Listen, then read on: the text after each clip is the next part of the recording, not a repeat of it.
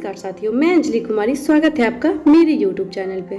साथियों चलिए तो मैं बुक को स्टार्ट करती हूँ जिसका नाम है टाइम मैनेजमेंट, जिसे लिखा है डॉक्टर सुधीर दीक्षित ने।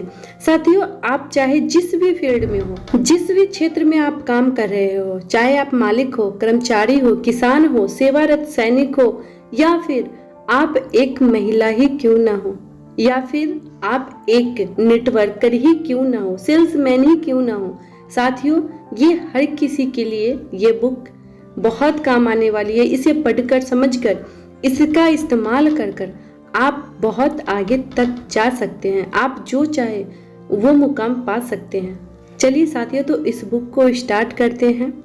लेकिन बुक स्टार्ट करने से पहले मैं आपको बता दूं कि अगर आप ये बुक को शुरू से सुनना चाहते हैं, इस टाइम मैनेजमेंट बुक को शुरू से सुनना चाहते हैं, तो मैं 1 से लेकर 6 तक अपने YouTube चैनल में डाल चुकी हूँ। आप जाकर मेरे YouTube चैनल में सुन सकते हैं। चलिए तो बिना देरी किए हुए बुक को स्टार्ट करते हैं।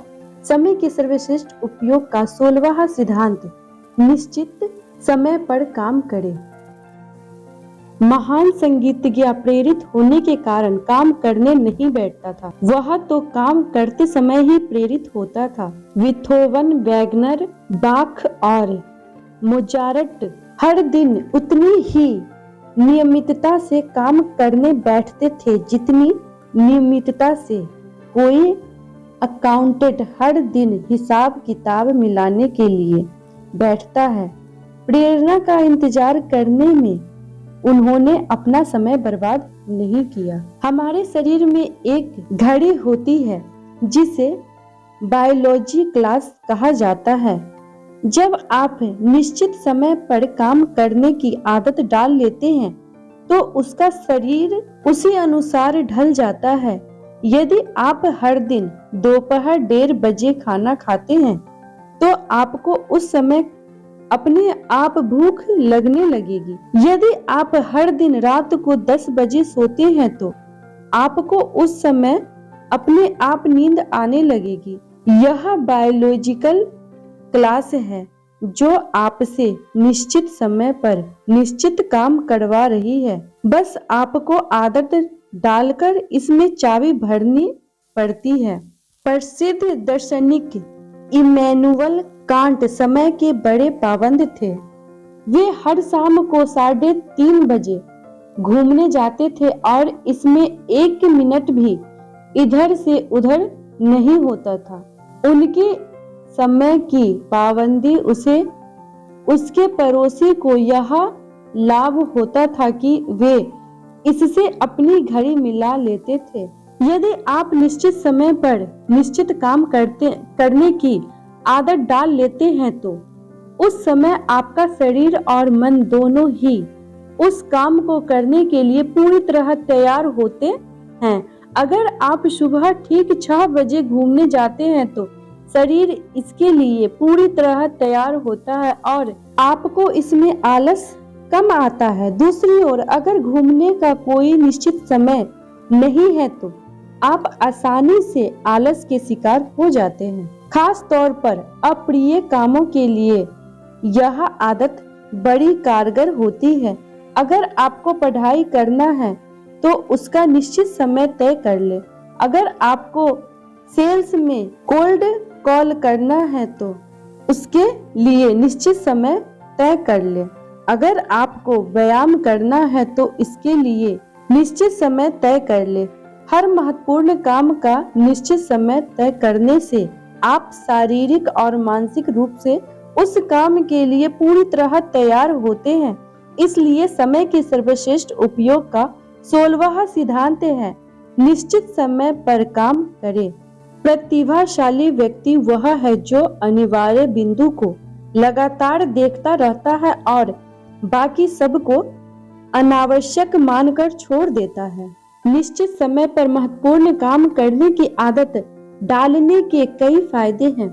पहला तो यह कि आपको वह काम करने में आलस नहीं आता और आप आदतन बिना सोचे समझे उसे करने में जुट जाते हैं। दूसरे, आदत पड़ने पर आपका शरीर और मन पूरी तरह सक्रिय होकर सहयोग देता है। तीसरे, आपको उसमें आनंद आने लगता है, जिससे काम सरल हो जाता है। चौथे, समय के साथ साथ आप उस काम को जल्दी या ज्यादा अच्छी तरह करने के तरीके खोज लेते हैं। पांचवे, जब आप नियमितता से एक निश्चित तंत्र में चलते हैं तो प्राकृतिक शक्तियां भी आपकी मदद करने लगती है। पूरा ब्रह्मांड एक निश्चित तंत्र में काम करता है, आपको भी ऐसा ही करना चाहिए। समय बचाने के लिए काम का सही समय चुनें। समय के सर्वश्रेष्ठ उपयोग का 17वां सिद्धांत, समय की बर्बादी के गुरुत्वाकर्षण नियम को जानें। आम अमेरिकी कर्मचारी के कामकाज में एक दिन में 50 व्यवधान आते हैं, जिसमें से 70% का उसके काम से कोई संबंध नहीं होता। यदि आप हवा में छलांग लगाएंगे तो क्या होगा? पृथ्वी की गुरुत्वाकर्षण शक्ति के कारण आप नीचे आ जाएंगे। यही समय के मामले में भी होता है। जैसे ही आप कोई महत्वपूर्ण काम शुरू करते हैं, वैसे ही बाधाओं की गुरुत्वाकर्षण शक्ति सक्रिय हो जाती है और आपको नीचे ढकेलने लगती है। दूसरे लोग आकर आपके काम में विघ्न डालते हैं। वे आपसे कोई दूसरा काम करने को कहेंगे, कोई आपसे मिलने आ जाएंगे, किसी का फोन आ जाएगा, बॉस आपको कोई अत्यावश्यक काम थमा देगा, पत्नी बाजार से कोई जरूरी सामान मंगवाएगी, बच्चे होमवर्क में आपसे मदद मांगेंगे। यह और कुछ नहीं, गुरुत्वाकर्षण का नियम है। जैसे ही आप कोई महत्वपूर्ण काम शुरू करते हैं, रुकावटें सामने आने लगती है, अन्य तत्कालीन कार्य हावी होने लगते हैं और परिस्थितियां विकट हो जाती है। यह और कुछ नहीं, बाधाओं का गुरुत्वाकर्षण है जो आपको नीचे खींच रहा है। आपको इस गुरुत्वाकर्षण शक्ति के प्रति सहज रहना चाहिए। याद रखें, इस दुनिया में दूसरे की तरक्की देखकर जलने की परंपरा है। इस दुनिया में दूसरे की टांग खींचने की परंपरा है। इस दुनिया में दूसरों के पर कतरने की परंपरा है। इसलिए आपका ऊपर उठना आपके आसपास के लोगों को, शायद आपके रिश्तेदारों को भी पसंद नहीं आएगा और वे उसमें अपनी ओर से बाधा डालने की पूरी कोशिश करेंगे। इससे बचने का उपाय बहुत ही सरल है। अपना मुंह बंद रखें, किसी को भी यह न बताएं कि आप कोई महत्वपूर्ण काम कर रहे हैं, आपने एक नई आदत डाली है या आप कितने ऊपर पहुंचना चाहते हैं। अगर आप डींगे हाँकने या अपनी योजनाएं बताने के प्रलोभन से बच जाए तो आपका इरादा किसी को पता नहीं चल पाएगा और आप बहुत सी अनावश्यक अड़चनों से बच जाएंगे। किसी को यह पता न चलने दे कि आप ऊपर उठने की कोशिश कर रहे हैं, वरना आपको नीचे खींचने में वे अपनी पूरी शक्ति लगा देंगे। इसलिए समय के सर्वश्रेष्ठ उपयोग का 17वां सिद्धांत है, समय की बर्बादी के गुरुत्वाकर्षण नियमों को जानें। देखिए, हर अच्छे काम में बाधाएं हमेशा आती है, इसलिए पहले से ही उनके लिए तैयार रहें और उनसे निपटने की योजना बना लें। अगर आप घर पर कोई महत्वपूर्ण काम कर रहे हो तो उसी समय कोई आपसे मिलने चला आएगा, पड़ोसी का गपशप करने का मूड हो जाएगा, पत्नी या बच्चों को कोई ना कोई ऐसा काम याद आ जाएंगे जो आपके बिना नहीं हो सकता। इसके अलावा आपके मोबाइल फोन पर कोई दोस्त या रिश्तेदार भी आपसे लंबी बातचीत करने के मूड में हो सकता है। बाहरी संसार के आक्रमण के पैतरों को पहचानना सीखें ताकि उनकी वजह से आपके महत्वपूर्ण काम पर असर न हो। मिलने जुलने वालों से निपटने की स्पष्ट नीति अनिवार्य है। विनम्रता लेकिन दृढ़ता से यह कहना सीखें कि आप इस समय महत्वपूर्ण काम कर रहे हैं, इसलिए आप बाद में उनसे बात करेंगे। यही नीति मोबाइल फोन पर भी अपनाएं। वैसे मोबाइल फोन को तो आप स्विच ऑफ भी कर सकते हैं। इस मामले में मेरा एक मित्र बड़ी ही रोचक नीति अपनाता है। उसके घर में 2 दरवाजे हैं और जब उसे किसी आगंतुक का व्यवधान पसंद नहीं होता तो वह सामने वाले दरवाजे पर बाहर से ताला लगा देता है ताकि आगंतुक ताला देखकर लौट जाए। शायद आपको ताला लगाना पसंद ना हो, लेकिन आपको कोई ना कोई नीति तो अपनानी ही होगी। आप चाहे तो नीति अपनाएं, लेकिन लोगों की नीति सीखने वाली गुरुत्वाकर्षण शक्ति से निपटने के उपाय सोच कर रखें। अपॉइंटमेंट के बिना किसी से न मिले और अपॉइंटमेंट की अवधि सीमित रखें। जैसे हम इस बारे में शाम 4 बजे से 4:15 बजे तक बातचीत करते हैं। मेरी सलाह यह है कि तुम अपने मिनटों का ध्यान रखो, फिर घंटे अपनी परवाह खुद कर लेंगे। जिन लोगों के पास खाली समय होता है वे हमेशा काम करने वाले लोगों का समय बर्बाद करेंगे। मशहूर सिविल इंजीनियर ब्रूनेल के ऑफिस में केवल एक ही कुर्सी रखी रहती थी ताकि उन्हें हमेशा याद रहे कि उनके पास बर्बाद करने के लिए समय नहीं है।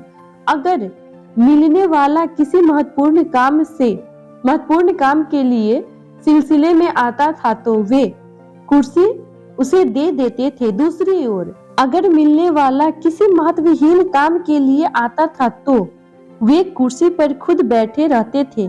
जाहिर है, जब ऑफिस में एक व्यक्ति बैठा हो और दूसरा खड़ा तो केवल काम की ही बात हो सकती है, फालतू बातों का माहौल नहीं बन पाता। समय के मामले में हेनरी फोर्ड भी इतने ही दूरदर्शी थे। जब कामकाज के संबंध में उन्हें कोई समस्या आती थी तो वे मैनेजरों को अपने चेंबर में बुलाने के बजाय उसके चेंबर में जाकर मिलते थे। इस बारे में उन्होंने कहा था कि मैंने पाया कि मैं सामने वालों को अपने ऑफिस से उतनी जल्दी नहीं निकाल सकता जितना उनके ऑफिस से खुद को निकाल सकता हूँ। इस महान लोगों की तरह आपको भी बाधाओं को जल्दी से जल्दी दूर करने की योजना बना लेनी चाहिए ताकि आप अपने समय का सर्वश्रेष्ठ उपयोग कर सके। एक दिन विश्वमार्क एक अंग्रेज राजदूत से बातचीत कर रहे थे। कुछ समय बाद राजदूत ने विश्वमार्क से पूछा, आप उन आगंतुकों से कैसे निपटते हैं जो आपका इतना सारा कीमती समय बर्बाद कर देते हैं? विश्वमार्क ने जवाब दिया, मेरा एक अचूक तरीका है। मुलाकात के बीच मेरा नौकर आकर कहता है कि मेरी पत्नी मुझसे कोई जरूरी बात करना चाहती है। जिस पल विश्वमार्क यह कह रहे थे उसी समय एक नौकर आया और उसने विश्वमार्क से कहा कि उनकी पत्नी उनसे कोई जरूरी बात करना चाहती है। समय काटने का मतलब दरअसल यह है कि समय हमें काट रहे हैं। कानून उस डाकू को कभी नहीं पकड़ता है जो इंसान की सबसे बेशकीमती चीज समय को चुराता है। समय के सर्वश्रेष्ठ उपयोग का 18वां सिद्धांत है, न्यूटन की गति के पहले नियम का लाभ लें। आप 10 मिनट में बहुत कुछ कर सकते हैं। ये 10 मिनट अगर चले गए तो हमेशा के लिए चले जाएंगे। अपने जीवन को 10 मिनट की इकाइयों में बांट दे और निरर्थक गतिविधियों में न्यूनतम समय बर्बाद करें। सरल भाषा में न्यूटन का गति का पहला नियम कहता है कि जो चीज जिस अवस्था में है उसी में बनी रहती है जब तक कि उस पर बाहरी बल का प्रयोग न किया जाए। यह बहुत ही अद्भुत नियम है। यह वस्तुओं पर ही नहीं व्यक्तियों पर भी लागू होता है। आप जिस अवस्था में हैं उसी में रहेंगे जब तक कि बाहरी बल का प्रयोग ना हो। बाहरी बल कहाँ से आता है?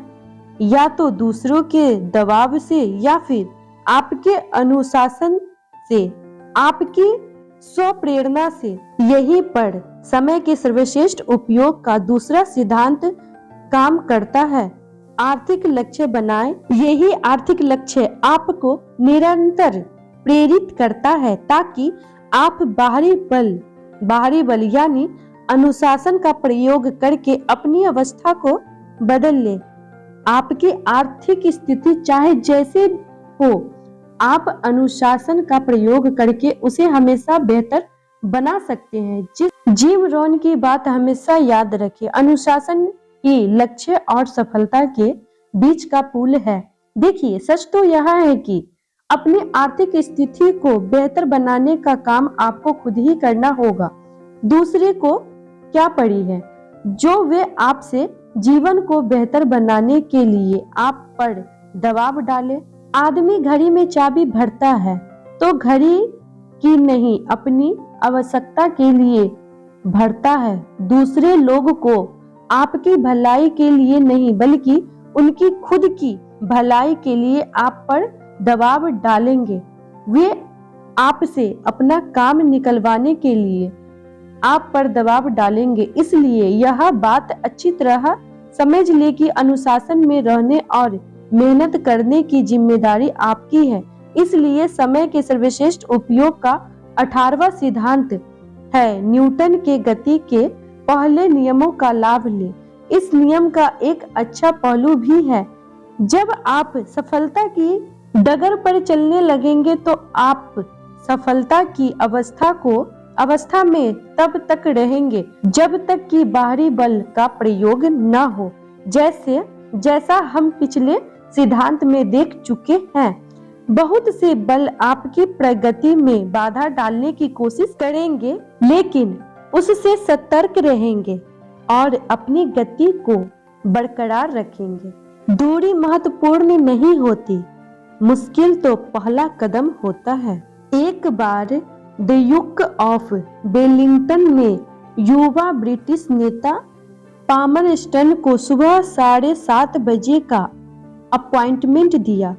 एक मित्र ने पामरस्टन से पूछा कि वे तो रात को देर तक जागते हैं, फिर वे इतनी सुबह अपॉइंटमेंट के लिए कैसे पहुंचेंगे? पामरस्टन का जवाब था, सुबह आसान है, यह सोने से पहले मेरा आखिरी काम होगा। यही है अनुशासन।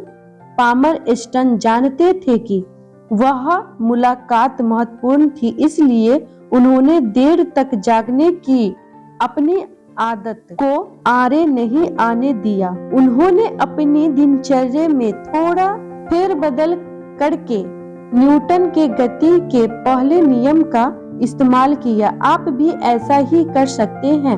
अनुशासन का इस्तेमाल करके प्रगति की राह पर चल पड़े और सामने आने वाली हर बाधा को दूर करते जाएं। लोग कहते हैं कि समय परिस्थितियों को बदल देता है, लेकिन सच तो यह है कि आपको उन्हें खुद बदलना पड़ता है। साथियों, यह वीडियो सुनने के लिए बहुत बहुत धन्यवाद। अगर आपको मेरा यह ऑडियो पसंद आता हो तो प्लीज इस चैनल को लाइक और सब्सक्राइब कर दें। धन्यवाद।